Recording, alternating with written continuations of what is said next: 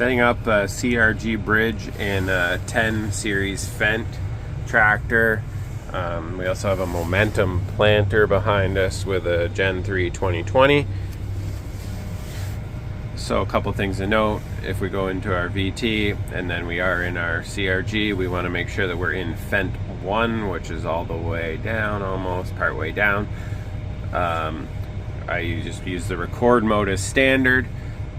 There's not much to do actually in the bridge, but if we go to our CRG system, this is what our main page looks like.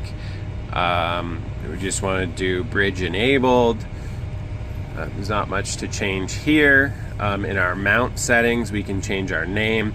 In this tractor, our direction is pointed to the right, and then we've put our measurements in, and then we want to turn tilt comp on, and we want to go through our calibrations.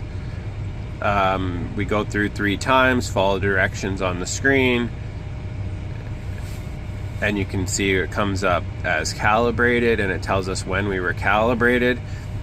Our GPS settings look like this. I like to set it to SF7000 antenna. That's what the John Deere screen will see.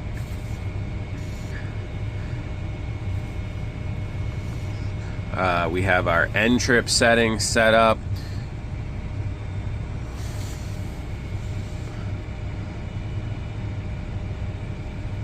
We set our APN.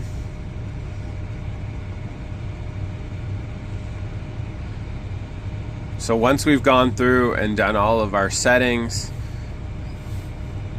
make sure everything is good. We don't have a second antenna, so we're not sharing RTCM, but if we had another CRG, we could link it and share the RTCM data to that antenna. In this tractor, we also want to go into serial NEMA, and you can see we have GGA, RMC, VTG all set to 5 Hertz.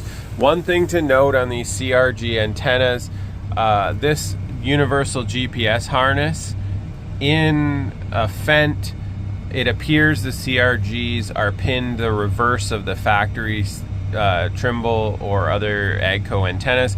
So we just have to flip this black plug from the one that it was on to the other null modem side of it, and we will get GPS on our 2020.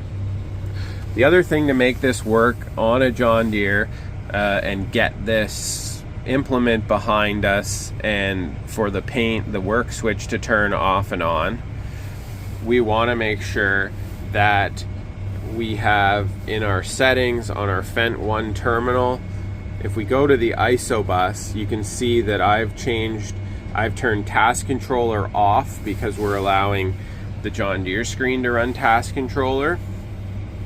And then I've changed the UT number of the Fendt terminal to 2. And then you can see in the John Deere screen under display and sound, multiple displays, this one is set up as priority 1. So that means that the task controller is running off of the John Deere screen, which then gives us this green thing and makes our work control work when we raise and lower the planters.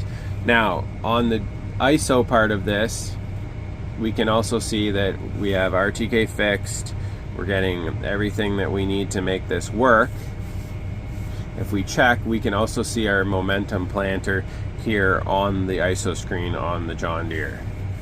So as you can see, I have a line. We have our pieces of the pie enabled.